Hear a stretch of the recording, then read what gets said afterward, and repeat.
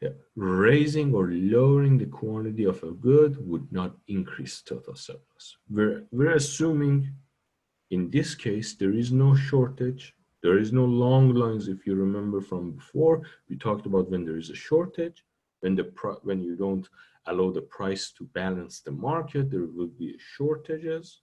That means people will have to stand in long lines to get something. Or when, again, prices are not allowed to be free and floating. In some cases, you will have excess supply. For example, unemployment. Too many people are in the market. Like right now, unemployment is changing really fast. It's quite high because of all the shutdowns and people who were laid off. Lots of people were hurt real bad because of those the Corona crisis. And what that led to was that now we have a lot of people who are so willing to sell their labor. Like, I want to work, I want to sell my labor, my skills, and my time in exchange for money. I'm on the workforce. I want to work, but I'm not employed. There is no one who wants to buy my labor, who wants to buy my time and my skills. So this is a bad thing. In this case, we assume that's not happening. We assume that in an efficient market, because of the prices and the invisible hand balancing everything, raising or lowering the quantity of a good would not increase total surplus. Because the quantity is decided by the market itself, not by some benevolent dictator. That's the term advanced macroeconomic books use to represent a single decision maker in the market. There is no single decision maker. There is no one ordering people around. People make their own decisions because of the prices, supply and demand. We end up with a situation. Now, let's look at the market equilibrium. When price is 30, 15,000 goods are being sold. Is the market equilibrium efficient? The only way to prove it's not efficient is by increasing your consumer surplus plus producer surplus. If I can show that there is an alternative, that the added value, this expression here, if I can show that I have a different answer, for example, with a different price and with a different quantity, I can have a higher number than the total. Here we have here the area of this big triangle here. If I can increase this area with any measure, then I can say, you're not efficient, I am efficient. My setup is efficient. This market equilibrium is inefficient. Let's say, first, let's look at the free market equilibrium. In a free market equilibrium,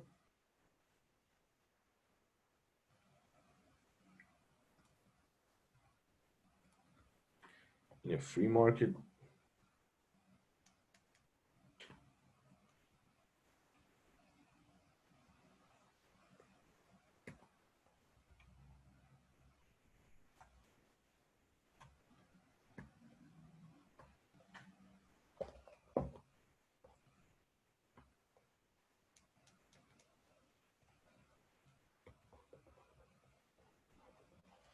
okay, I don't know, pen died. Excuse me.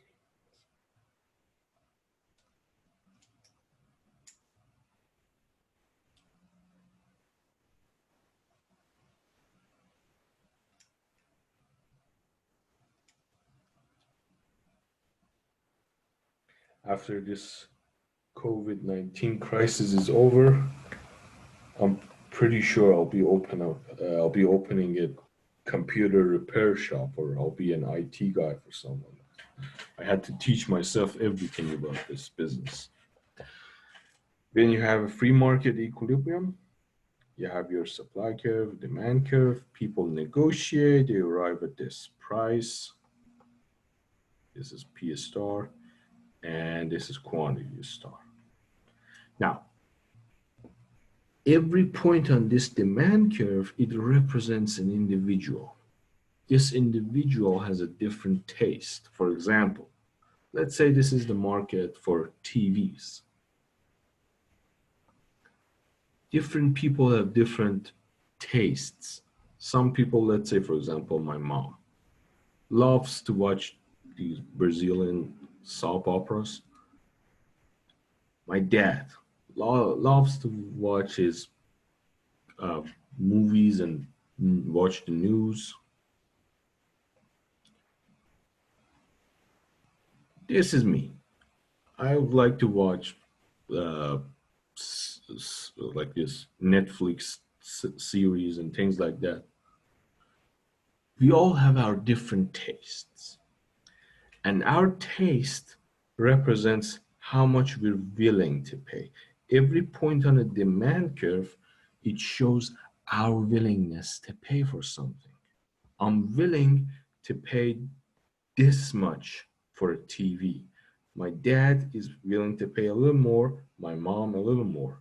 And let's say this point, this is my wife. My wife never watches TV. She just reads a book or watch YouTube videos.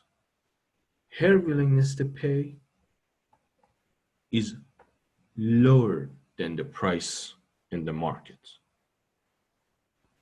If you offer a TV for free, she would say, yeah, why not? She would buy it. But she would not spend, let's say, $1,000 on a TV because she doesn't value a TV as much. So she won't buy a TV. Every person above, every person who values the TV more than its price would buy, and every person who doesn't value the TV more than its price wouldn't buy it. Every buyer, the buyers who value the good most highly would buy the good. What happens in that is that I would buy a TV, my dad would buy a TV, and my mom would buy a TV. My wife, she wouldn't buy a TV. Because the three of us here, we value the good more than people who don't value the good that much. So that's fair and efficient. We want it to be like that. But of course, again, you can criticize this by saying, what if we can't afford a TV? Like, you need to first be able to afford something. You're bound, you're limited with your budget. And that's a very good criticism. This is the basis. We built on this. The same argument also applies to sellers. Every point on the supply curve represents the marginal cost of a seller, the cost of producing one more good. These are all sellers when they're producing one more good. What happens is that when we're at this price and we have this much quantity, every point above, these are the people who are not efficient enough to be able to beat this price by producing at a lower cost. They would leave the market. They're not fit enough, they're not efficient enough to be in the market, so they would just go home. These people here, these producers, these companies here, they're the most efficient one. They're the best one. They have the best equipment, the most professional workforce, the best accountant, the best technology, everything. They would stay in the market. This is competition. In this part, we have people competing with each other. And their interests is represented by this difference. My costs are here, for example, the price is here, my profits is this difference here. But let's say this is me as an economic teacher. This is how it costs my mental health to teach when we are in a lockdown, This is a hot, but this is, for example, this is my classmate, let's say X, Mr. or Mrs. X. She is better. She's just a better teacher. She can talk faster. She has a much better like much stronger nerves. She can kind of like talk to a TV, like talk to a camera more efficiently. All of that. Her costs are lower. We're both being paid the same, the price, the price which is here. This price is the same for me and her. But since she's a better teacher, she's making a bigger profit. Listen, these are these points are all people who are teaching because they can actually make a profit. Points here are people who can just as soon as they open a laptop, they're just saying, no, I'm not going to do it. This online teaching is not for me. These are their costs are bigger than the price. So they're not going to make a profit by being in the market. Being in the market, they will leave. Now, let's say what happens if I just say, okay, I want to play with this market. I want to increase the efficiency. I'm a politician. I don't have anything else to do, so I'm just going to play with the quantities in the market. This is supply, this is demand, and this is the equilibrium point. At this point, these many goods are being sold. Now I just decide to sell more. I order all producers to produce more just because of that, just because I can. What happens when I order people to produce more? I'm here. At this point, when I order people to produce these many goods, suppliers need this price to be able to make a profit because after this, all these suppliers, they're not as efficient as before, as the older suppliers. So their costs are bigger.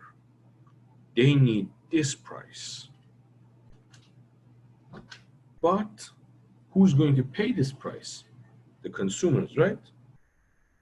When it comes to consumers, when there are these many goods in the market, people who are buying it are here.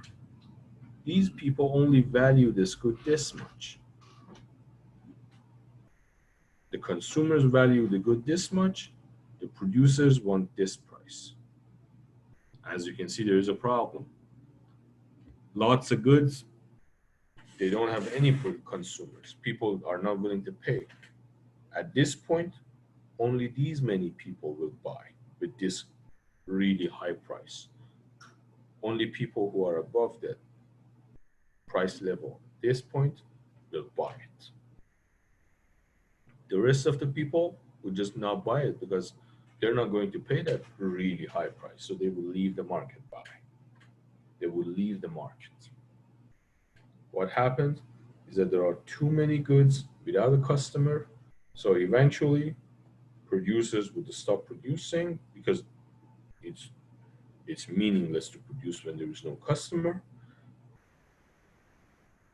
They would reduce their supply, they will reduce their supply until they arrive back to exactly this point. Any point more than quantity of equilibrium would have the same outcome.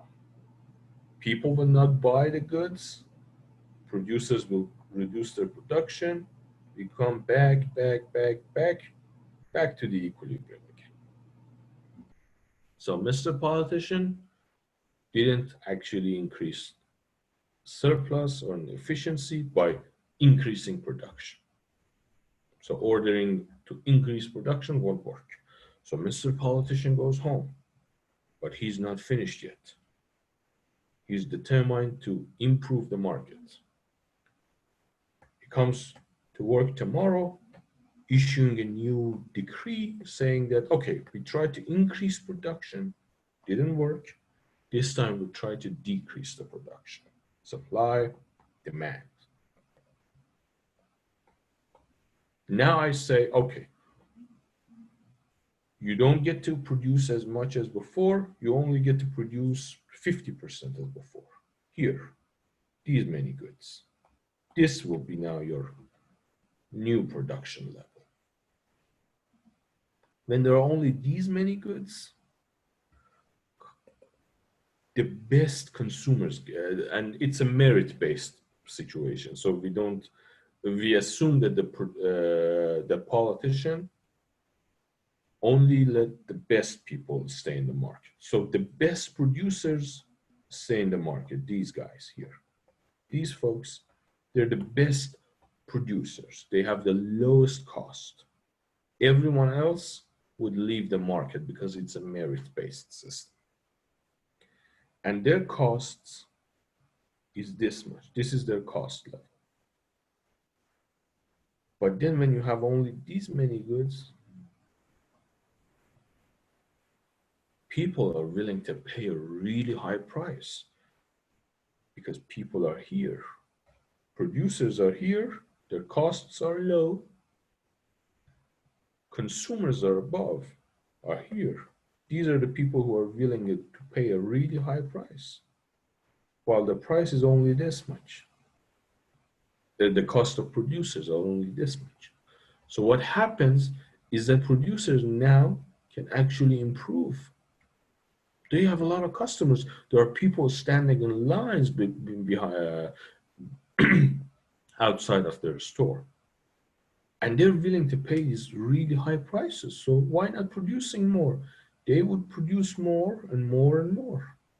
As they produce more, those who value the good really high would pay a really big price, get the good, leave the market. Then others arrive, others arrive, others arrive.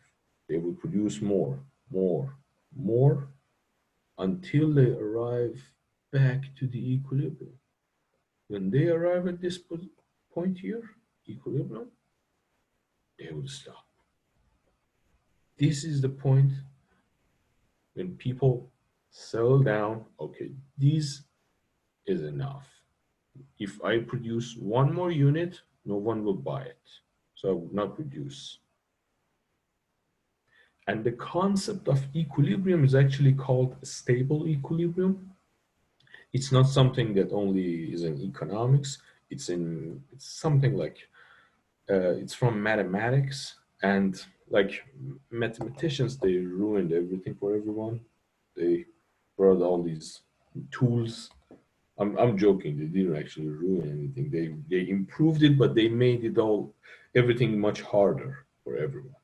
And this equilibrium and the concept of a stable equilibrium is actually from mathematics, and it's used in engineering, in physics, in chemistry, in biology, in every types of sciences, and also in economics. And the concept is that when a system has this stable equilibrium, at any point you start, you'll eventually come down to this system.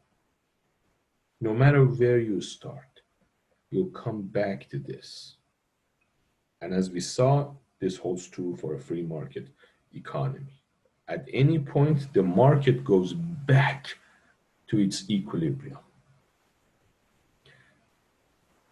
Another example I would have for this is from Kung Fu Panda, The Inner Peace.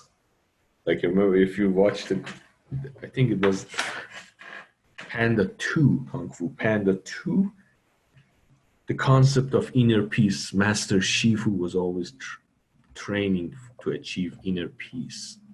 Inner peace is the equilibrium. When you arrive, that's the best place. That's the most peaceful place. So you don't want to move anywhere. That was like the inner peace, inner peace. That was hilarious. I really loved that movie. This equilibrium is the inner peace. When you arrive at this point, there is no way to improve it further. So you would stay there. There I even introduced concept of equilibrium into philosophy by just saying that. So this is what happens when you increase quantity. We talked about this. When you decrease quantity, you also come back to the equilibrium. Now, Adam Smith and the Invisible Hand passages from the Wealth of Nations. This book, Wealth of Nations, is basically what started this whole, like, what gave me a job. If it wasn't for Adam Smith, I would have to do something else, probably fix computers right now. Man has almost constant occasion for the help of his brethren, and it is vain for him to expect it from their benevolence only. He will be more likely to prevail if he can interest their self-love in his favor and show them that it is for their own advantage to do for him what he requires of them. It is not from the benevolence of the butcher, the brewer, or the baker that we expect our dinner, but from their regard to their own interests. What this means is that, yes, you can always trust people to be kind and nice to you, but there is always a risk that they won't be kind and nice. Instead, if you create a system that being nice to you make people better off, then you can probably expect they'll be nicer to you. An example, you go to a restaurant, the waiter in a restaurant or the waiters in the restaurant is always nice. Like most situations, they're nice. They're really nice. They're calm. They're polite. But boy, you go to the DMV. If you go to the DMV, well, actually, I know it's like a stereotype. People in the DMV were always nice to me, but anyone else I talked to, they were always mad at DMV because they said like people are always angry with the DMV. The last time I went to the DMV was after lockdown, and you had to like take a place, and it wasn't fun. It wasn't fun. Why is that? Because you tip the waitress and the waiter. The waiter's profits depends on your happiness.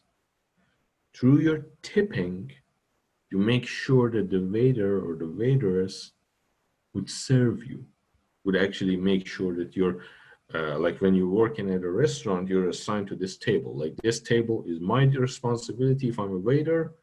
The next table is another person's responsibility. So I would make sure that these guys sitting at that table are happy. I would constantly go there. Are you doing fine? Are you enjoying your food? Is there anything wrong? Do you want more water? Do you want fill for your Coke? A refill? I would ask them these because my self-interest is tied to their happiness. If they're happy, they're going to give me 20% tip or even more. If they're not happy, they're going to pay me like 10% or even no tip at all. The same applies to Uber. People use Uber, but when it comes to like a DMV, you have no control. The person who works at the DMV will get paid anyway. So when he or she is nice to, that's actually her or his charitable nature. He's just being nice to you. Like when I first went to DMV, I was a foreigner in a foreign country. People were nice to me. They were like, yeah, you're not from here. Let me help you. Let me tell you what's going on. But the next 5 times after that, I went to the DMV. I was like, yeah, well, I've already been here. So they weren't really nice to me that much. They didn't give me a special treatment. They were still charitable, nice people. They would have helped me if I was like the person who came from a foreign country, didn't know what he's doing. They would have been very nice to me. But because they looked at me and they said, okay, he can probably take care of himself, they didn't need to. What Adam Smith is saying is that if you make sure the person's charitable behavior is tied to his or her profits, you'll be much happier with the results. You have to take fewer risks. Another example is what Milton Friedman says. Milton Friedman says if you want to eliminate discrimination, racism, religious wars, and all these pointless struggles between people, like I belong to this tribe, you belong to that tribe, because we belong with different tribes, we probably have to fight each other for some reason.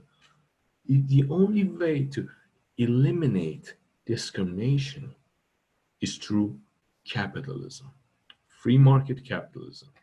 The first time we said it, we're like, what?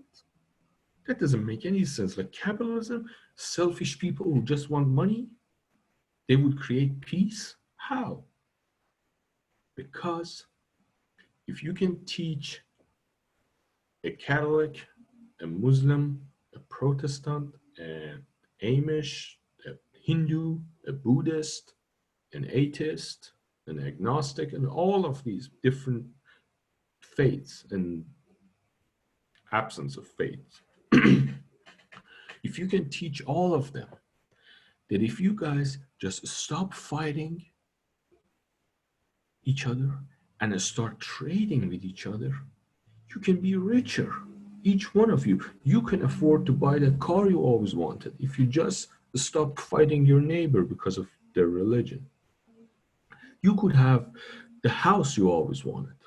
You could be more successful in, I don't know, like learn math from your neighbor. You could teach that guy physics and get paid. You could all trade with one another and become better. I'm not asking you to don't hate your neighbor because he is your neighbor and you should do it just a nice person. You should probably be a nice person, but I'm not relying on that. I'm relying on your self-interest. It is in your best interests to be nicer to your neighbor.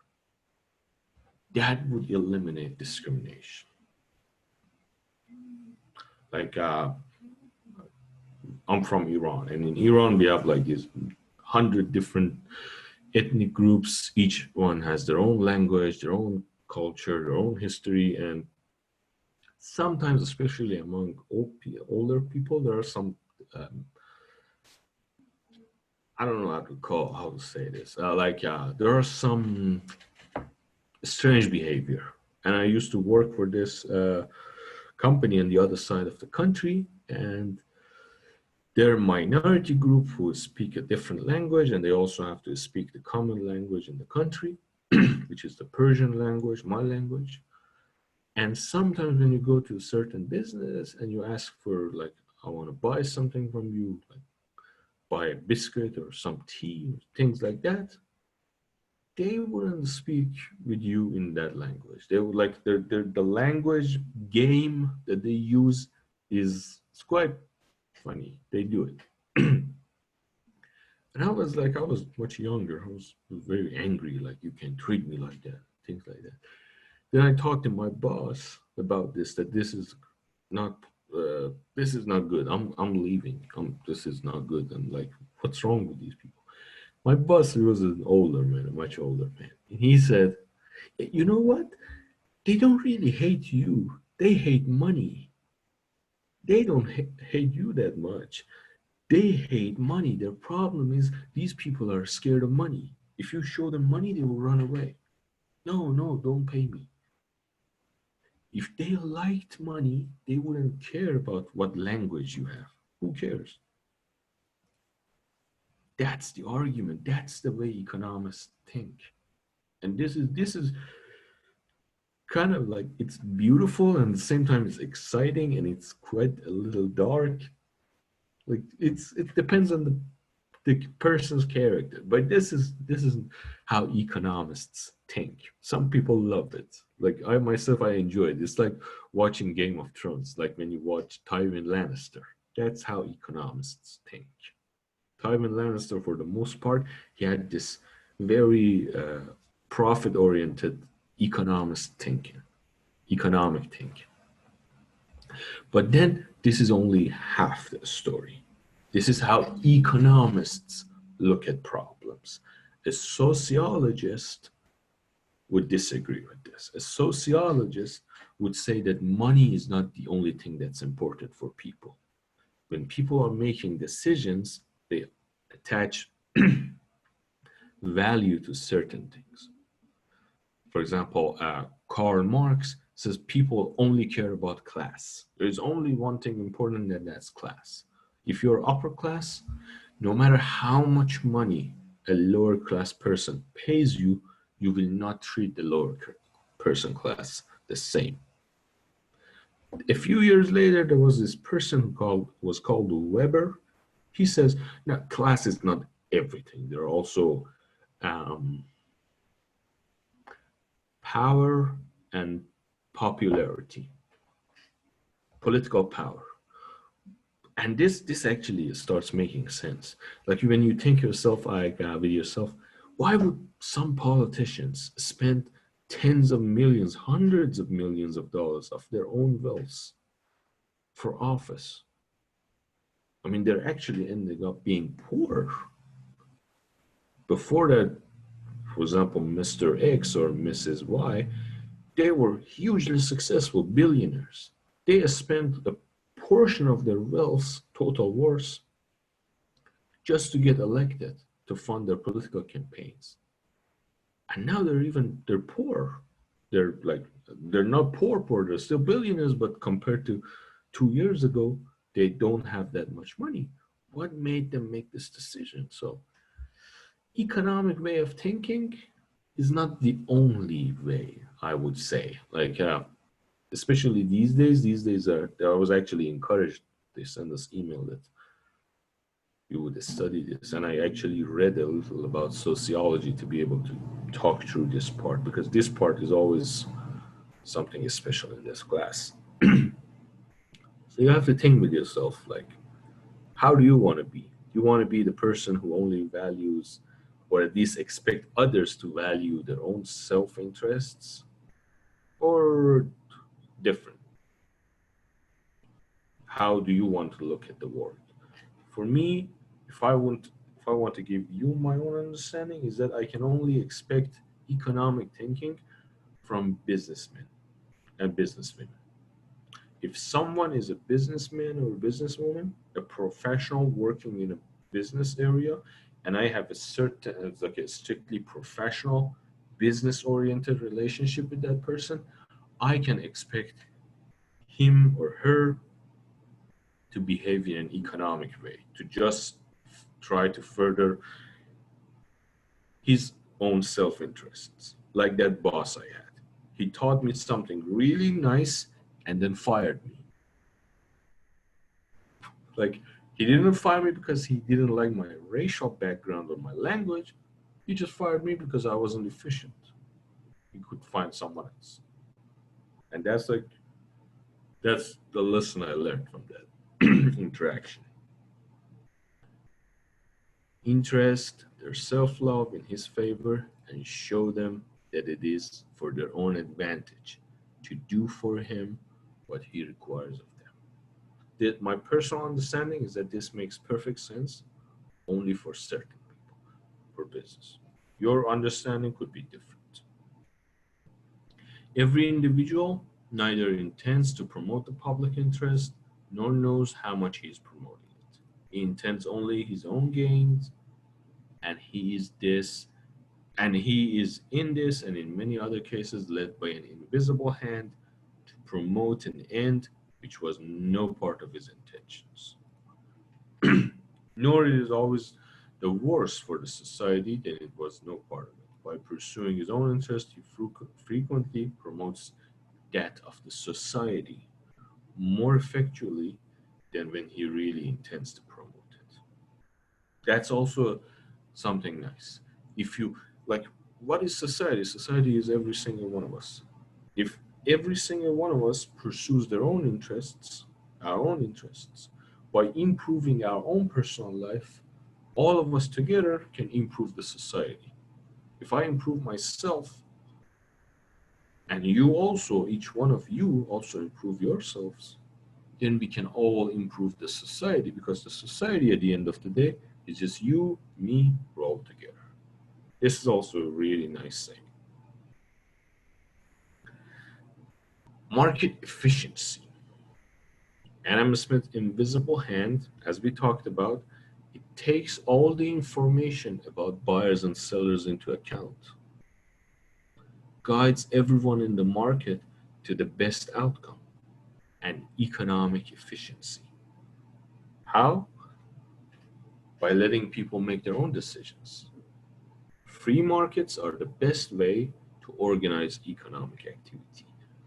Almost always. Not always. Sometimes there are problems that we'll see later in this chapter, but almost always free market is the best way to organize economic activity.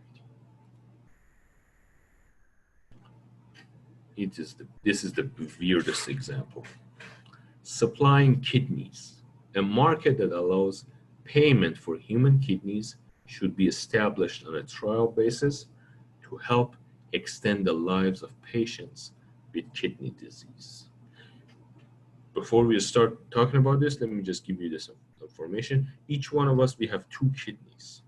We can afford to give up one of them. For example, if, let's say, if my dad gets a kidney disease, we have the same blood type, I can donate my kidney to my dad. I can live with one kidney. With one kidney, my dad can live with my one kidney. We'll be fine. We'll live. Nothing will happen. So what they're saying is that you should allow people to buy and sell kidneys. This would help save lives. Almost 60% they agree. Let's try it. 15% they disagree, and almost 30% they're uncertain. What do you think? Do you think it makes sense to let people buy and sell kidneys?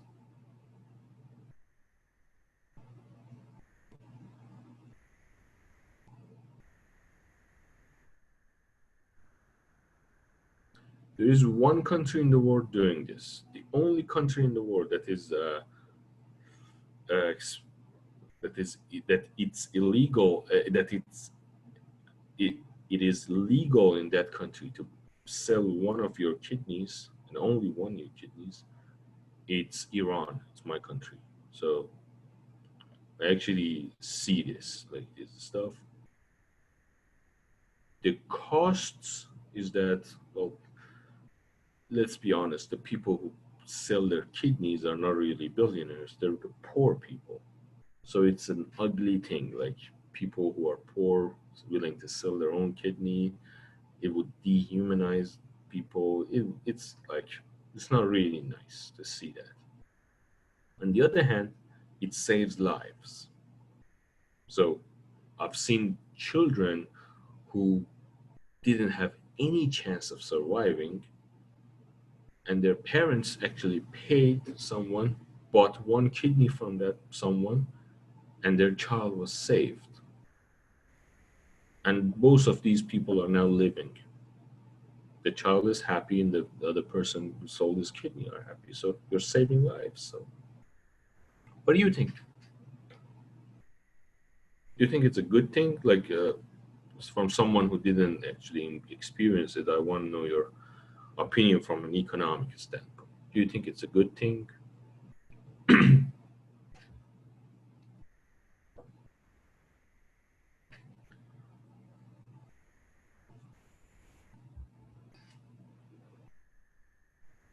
Anyone?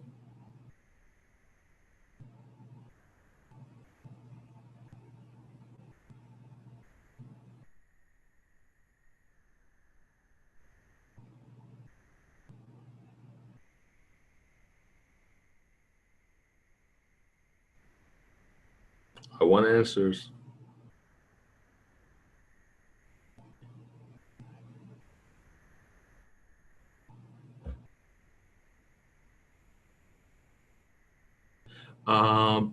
This discussion here, a market that allows payment for human kidneys should be established on a trial basis. Should we allow people to buy and sell kidneys? What do you think? Would it be an efficient allocation if there's a market? Uncertain, not comfortable. Why? Don't you want to save lives? I'm not trying to make you uncomfortable. I'm just trying to like challenge the answers. So I understand this is the, I don't know why did they use this. This is like one of the most controversial topics. It's so deep. I understand that.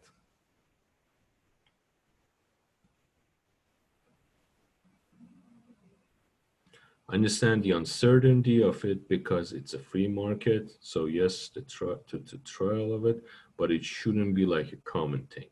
If people want to do it and it saves lives, then yes, but also it saves of human body. So it's hard to say yes, human body parts. If it's your own kidney, it is up to you, yes, with the regulations. These are all good answers. How many people are in need of receiving kidneys?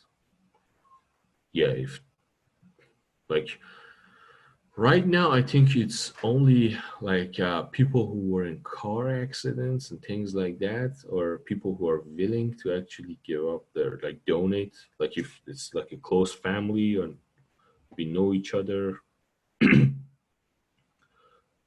And also you have these things like I have it on my driver, the license that if you have an accident and things like that, well, you got two good kidneys and you're not going to use them if you have a really horrible accident. You're already done. So why let it go to waste? Let other people use it. So that's also the case. I mean, there are people that are organ donors. Exactly. Yeah, organ donors. Yep.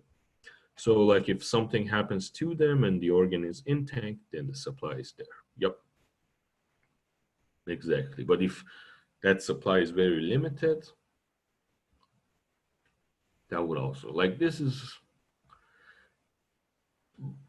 all of you are actually saying the perfect truth, even though you're sometimes having different answers. And that's why this is a very important question. That's why like my professor back in my master, he used to say, there is no right or wrong answer in economics. And I really love it. Like you're all looking at the problem from different aspect and you're all right. And there is no perfect answer. This is beautiful. This is especially in macroeconomics, because in macroeconomics, we're dealing with different groups of people competing with something. If you take something from, for example, this group, they will be sad. If you give it to that group, they'll be happy. If you do the opposite will happen. Demand is always more than supply in this case, but with organs, there's a time sensitivity. So they can only last 24 hours without being demanded, put into someone. Yep. That's, yeah. Like in Iran, it's actually like, it's common. People sell it. But the thing is like, sometimes it gets ugly, especially like when there are like economic crises and when the like unemployment goes up and some like I myself I once saw this. I once saw this place that were all these ads. People were selling like kidney for sale with a phone number, and it almost traumatizes me. It was like, wow, horrible. This is bad. This is scary. So kidney for sale, kidney for sale. That was like that's something you would see in a nightmare. Even though all this would save lives. So I'm more happy if we exclude non-economic questions from economists. This is what I would want. It's just, please just talk about money, business, how to make rich people richer and poor people richer, everyone richer. Stop talking about kidneys. Thank you. This was my case. Like if you ask me, I would say these are too complicated for me. I didn't sign up for this. I just want to make money, make everybody richer. I just want like dollar bills. These are too human, too serious things for me to deal with. That's joking. Now, are markets always efficient? Not really. There are some cases that markets are not efficient. The problem is, how do we define the market efficiency? We say that the market is efficient if it's perfectly competitive. The perfectly competitive, it's like a phone market. You have millions of people who are buying phones. Every one of us has bought a phone. At least one. I've bought like 10, 20 phones up now. So there are millions and millions, almost like billions of buyers, infinite number of buyers, or a really big number of buyers. On the other hand, perfect competitive assumption implies that there are infinite number of sellers. Do we have infinite, like a really large number of brands that we can choose from? Or are we tied to just buying an Android, an iPhone, and that's it? How many different brands of phones can we buy? 4, 5? So it's not really a perfectly competitive market. In these cases, we say the market fails. The market is failed to live up to its assumptions. Assumptions about how markets work, usually two groups. Markets are perfectly competitive, like the phone market we said. It's not. This, even though there are millions and millions of buyers, there are only a few sellers, so they're not perfectly competitive. Outcome in a market matters only to the buyers and sellers. Markets are only affecting people who are engaged in this market. This is another case. In some cases, people outside of this business are affected. Like, for example, I would say, okay, a perfectly competitive market, consenting adults, they know what they're doing, they're just dealing with each other. I don't care. But what if they're buying and selling my house? What if next time I buy my groceries, I come home and I see two strangers in my house trading money, exchanging money, and I say, okay, gentlemen, what are you doing here? What are you doing in my living room? And they say, no, nothing. We just sold your house. I just sold your house to this person, and this is my commission, and this is your money. Then I would protest. I'm not part of this market. That's not perfect competition because I'm not involved in this. That's a very comical example. A more serious example is the environment.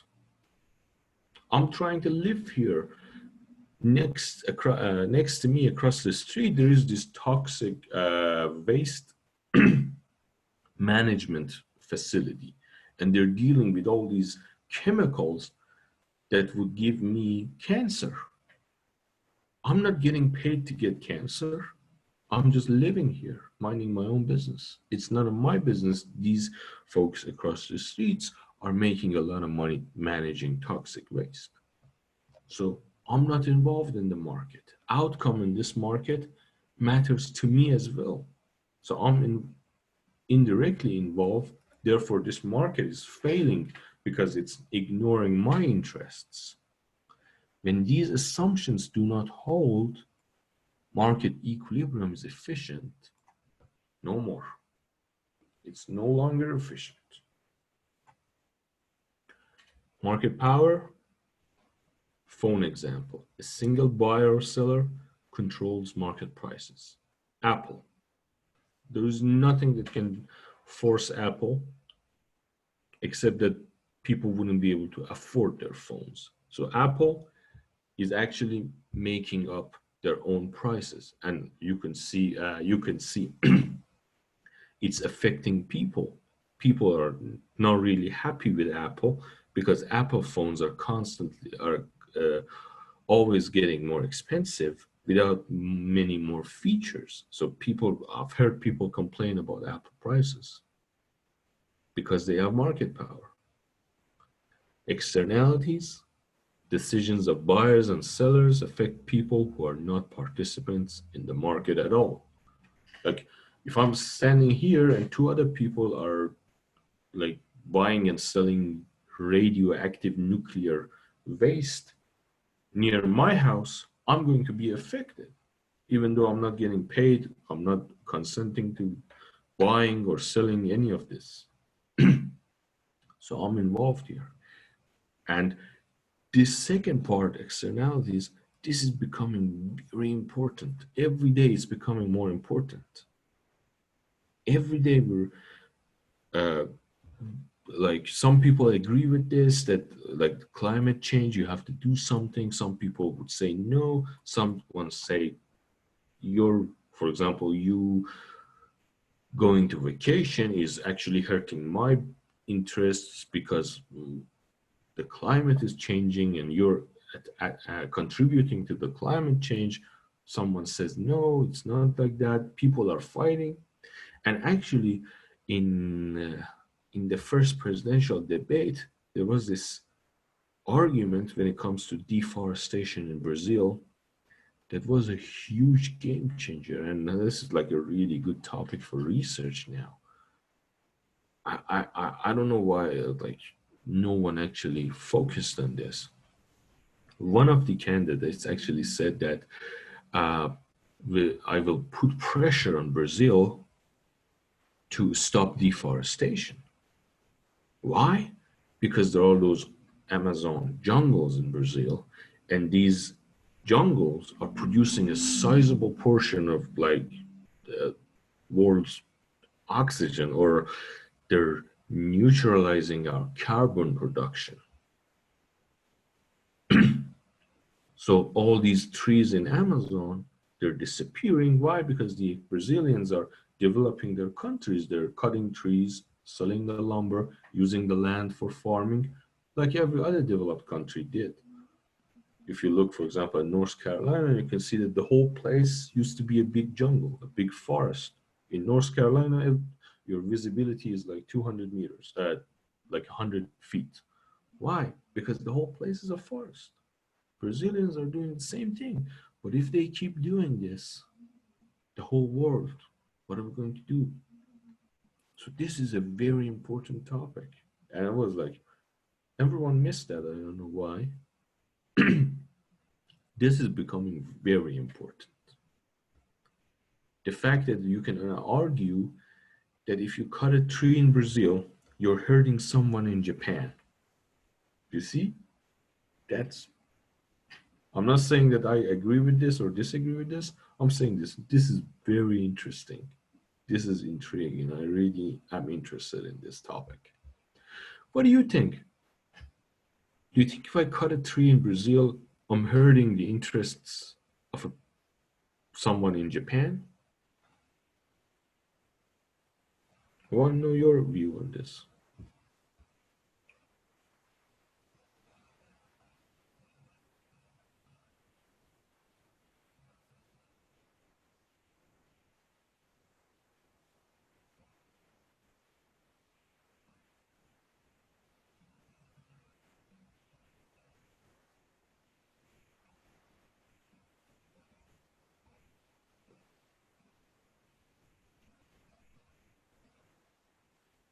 Anyone?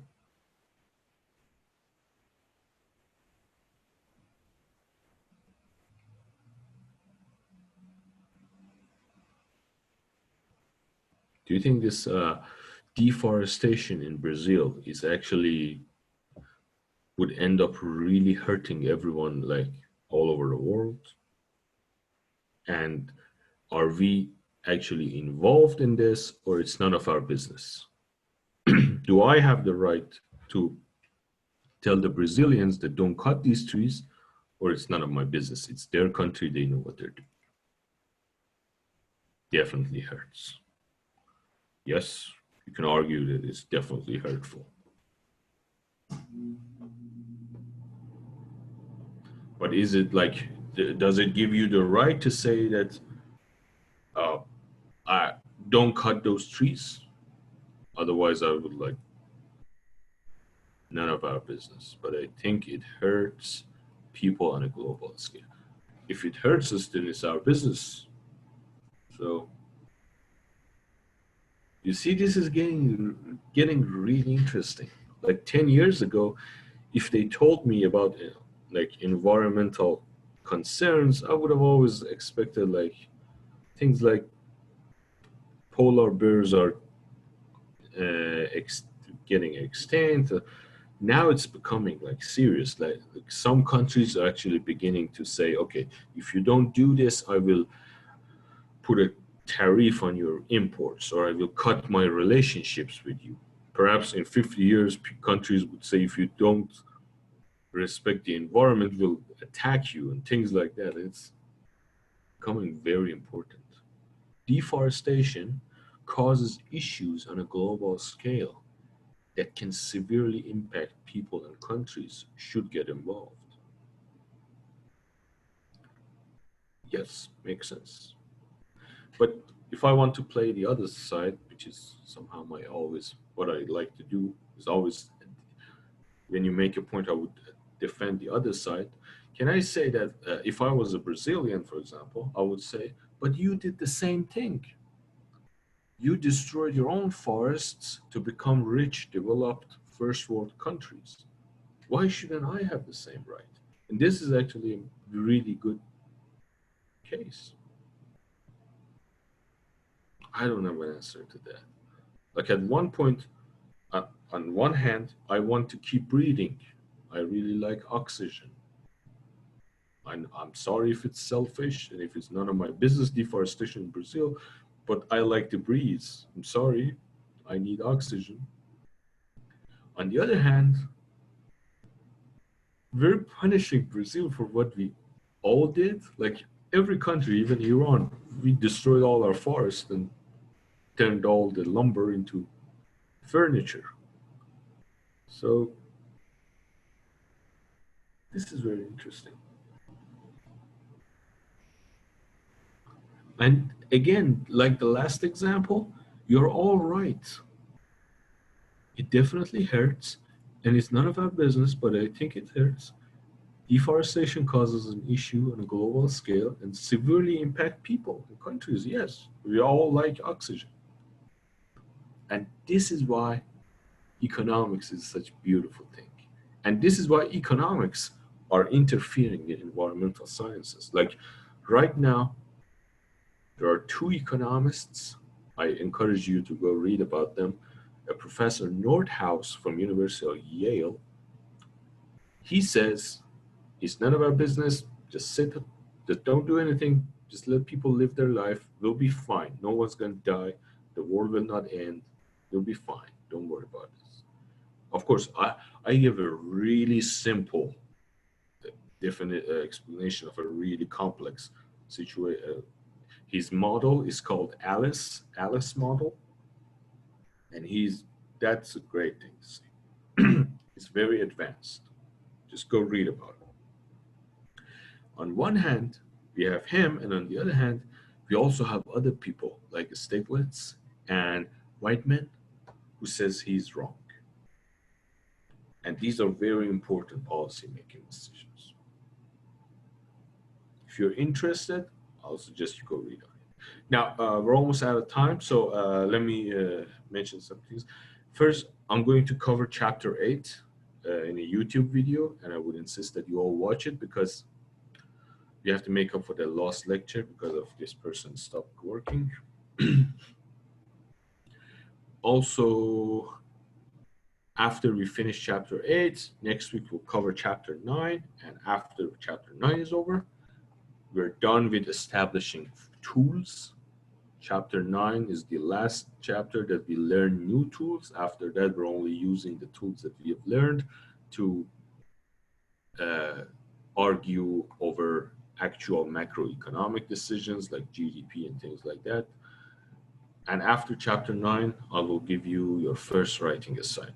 It will be a few questions. I need you to talk about questions like this deforestation. I need you to use your economic knowledge, do a quick Google searches. These are your quasi midterm because my hands are tied. I cannot really ask you, like take a midterm from you. So this will be the replacement for midterm and it will be much easier for you.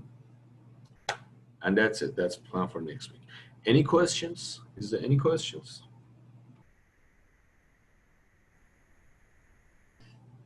All right, if there's no questions, thank you very much, everyone. Have a nice weekend. Thank you for this discussion. This was great. This was fun. I really loved this lecture today. Thank you very much.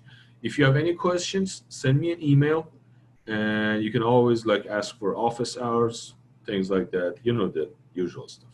Thank you very much. Happy. Have a nice weekend.